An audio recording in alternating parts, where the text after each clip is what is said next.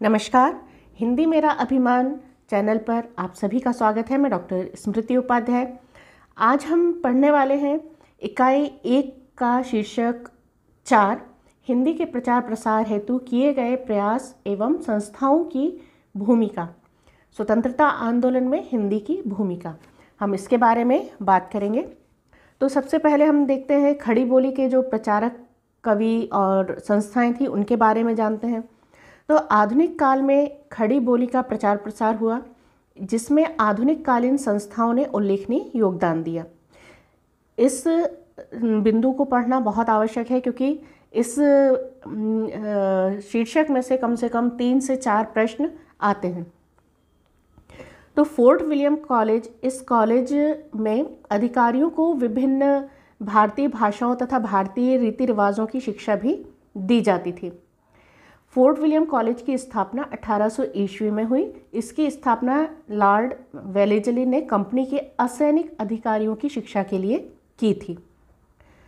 इस कॉलेज के हिंदी उर्दू अध्यापक जॉन गिलक्राइस्ट ने देशी भाषा की गद्य पुस्तकें तैयार कराने की व्यवस्था की। उन्होंने उर्दू व हिंदी दोनों के लिए अलग अलग प्रबंध किए। फोर्ट विलियम कॉलेज के आश्रय में ही लल्लू लाल जी गुजराती ने प्रेम सागर तथा सदल मिश्र ने नासिकेतोपाख्यान लिखा। अब ये लल्लू लाल जी गुजराती ने प्रेम सागर और सदल मिश्र ने नासिकेतोपाख्यान लिखा, इसके बारे में ध्यान रखें, क्योंकि इसका एक प्रश्न अधिकतर आता है। खड़ी बोली गद्य को एक साथ आगे बढ़ाने वाले 4 महानुभाव हुए। इनमें मुंशी सदा सुखलाल, सैयद इंशा अल्लाह खां, लल्लू लाल व सदल मिश्र थे। ये चारों लेखक 1860 ईस्वी के आसपास हुए। अब बात करते हैं हम खड़ी बोली के प्रचार प्रसार में योगदान देने वाली जो प्रमुख कृतियाँ रहीं उनके बारे में।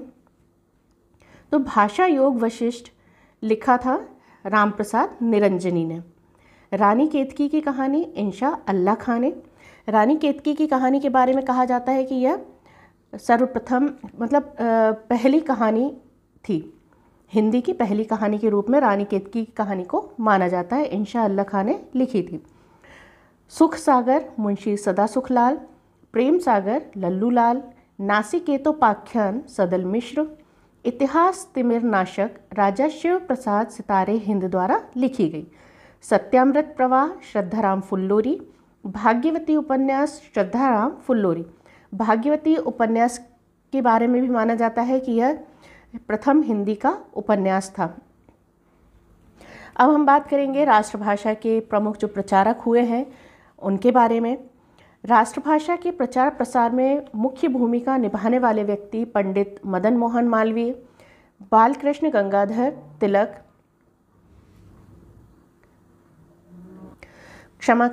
बाल गंगाधर तिलक, महात्मा गांधी, काका कालेलकर, राजा राम मोहन राय, महर्षि पुरुषोत्तम दास टंडन, स्वामी विवेकानंद, लाला लाजपत राय, सेठ गोविंद दास, राजेंद्र प्रसाद आदि।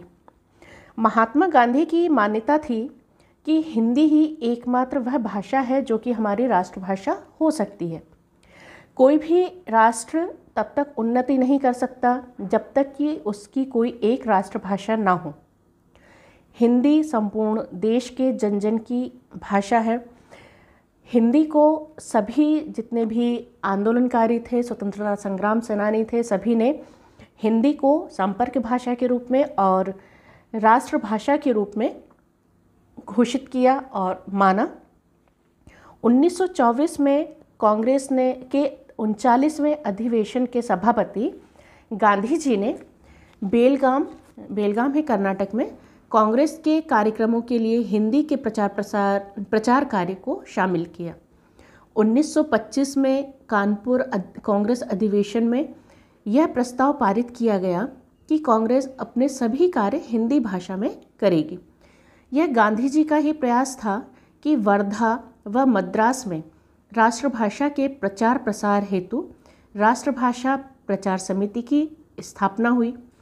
1936 में फैजपुर में हुए कांग्रेस अधिवेशन में डॉक्टर राजेंद्र प्रसाद की अध्यक्षता में राष्ट्रभाषा का सम्मेलन आयोजित किया गया, जो कि हमारे देश स्वतंत्र भारत के प्रथम राष्ट्रपति हुए।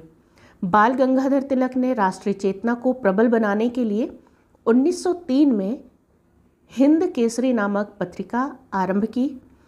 हिंदी साप्ताहिक अभ्युदय का आरंभ पंडित मदन मोहन मालवीय द्वारा किया गया। 1910 ईस्वी में मालवीय जी ने मर्यादा नामक हिंदी पत्रिका निकाली। यह पत्रिका प्रयाग से प्रकाशित होती थी। अदालतों में यानी कि न्यायालयों में हिंदी भाषा के प्रवेश का श्रेय भी पंडित मदन मोहन मालवीय जी को जाता है। 1826 ईस्वी में कोलकाता से प्रकाशित बंगदूत के कुछ पृष्ठ हिंदी में भी छपते थे। यह साप्ताहिक पत्र राजा राम मोहन रॉय निकालते थे। अब सांस्कृतिक चेतना जागृत करने वाली कुछ आधुनिक कालीन संस्थाएं हैं जिनके बारे में हम जान लेते हैं। ब्रह्म समाज की स्थापना हुई 1828 में। इसकी स्थापना राजा राम मोहन राय ने की।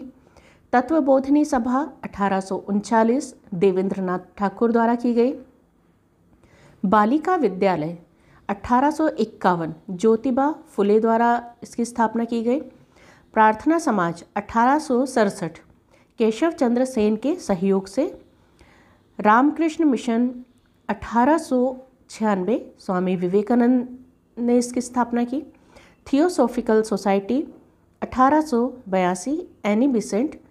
Indian social conference 1887 Mahadev Govind Ranade. Abhinav Bharat Sanstha 1904 VD. Savarkar. विश्व Bharti 1912 Rabindranath Tagore. Hindu Mahasabha 1915 Madan Mohan Malviya. Arya Samaj 1875 Swami Dayanand Saraswati. Servants of India society 1905 Gopal Krishna Gokhale. ये सामाजिक सांस्कृतिक चेतना जागृत करने वाली आधुनिक कालीन संस्थाएं थीं। अब हम बात करते हैं आर्य समाज का हिंदी के प्रसार प्रसार में क्या योगदान रहा। आर्य समाज के संस्थापक स्वामी दयानंद सरस्वती ने स्वभाषा, स्वदेश तथा स्वधर्म का आंदोलन चलाया। इन्होंने सत्यार्थ प्रकाश का प्रकाशन भी हिंदी में किया। 1940 ईस्वी में हिंदी दैनिक विश्व बंधु का प्रकाशन गोस्वामी गणेश दास ने किया। इसका प्रकाशन लाहौर से होता था। पंजाब में हिंदी के प्रचार प्रसार का कार्य श्रद्धाराम फुल्लोरी ने किया। 1867 ईस्वी में महादेव गोविंद रानाडे ने प्रार्थना समाज की स्थापना कर महाराष्ट्र में हिंदी के प्रचार प्रसार में उल्लेखनीय योगदान दिया।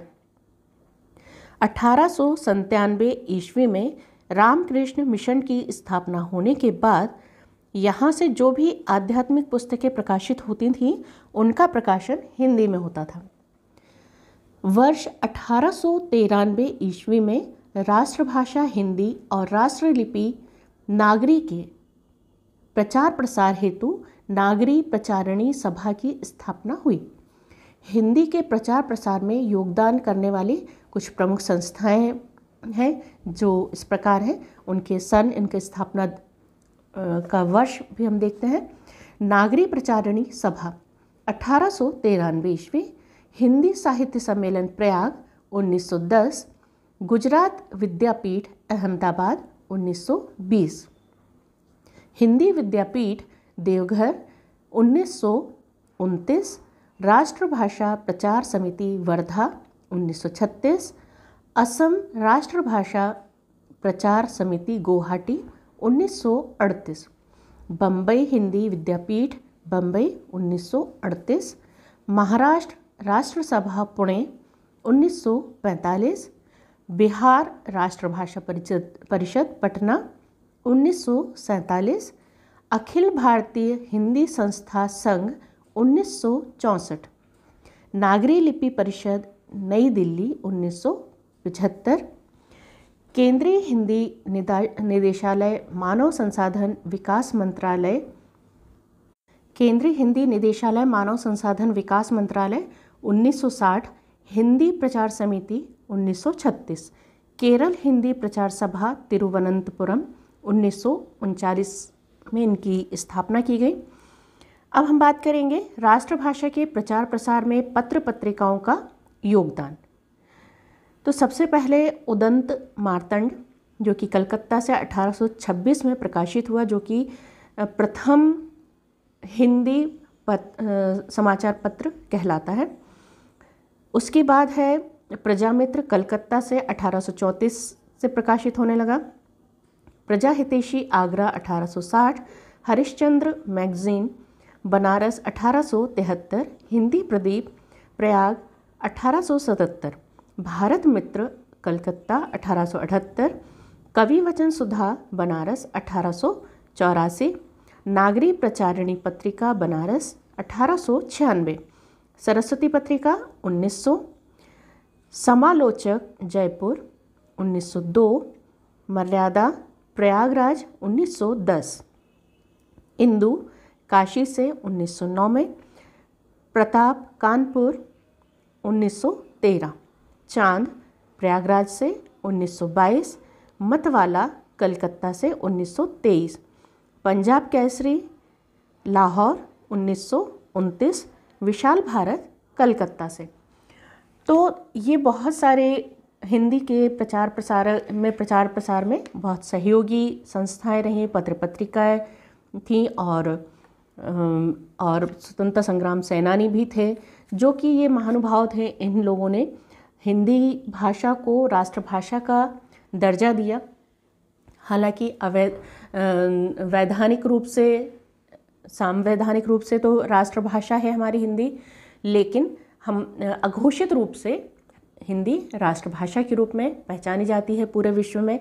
तो आज हमने पढ़ा राष्ट्रभाषा के प्रचार प्रसार में, हिंदी के प्रचार प्रसार में जो भी प्रयास किए गए, उन संस्थाओं की स्वतंत्रता आंदोलन में भूमिका, उनके प्रयास, बहुत सारी चीज़ें हमने पढ़ी। और इस शीर्षक से, इस बिंदु के आधार पर 3 से 4 प्रश्न से ज़्यादा ही इसमें परीक्षा में पूछे जाते हैं। तो इसको ध्यान से पढ़ना सुनना बहुत आवश्यक है। नोट करते जाइए धीरे धीरे, या बार बार आप जब सुनेंगे तो आराम से ये सब चीज़ें याद रहेंगी। तो अगले वीडियो में अगले बिंदु के साथ हम फिर मिलेंगे। तब तक के लिए नमस्कार, धन्यवाद।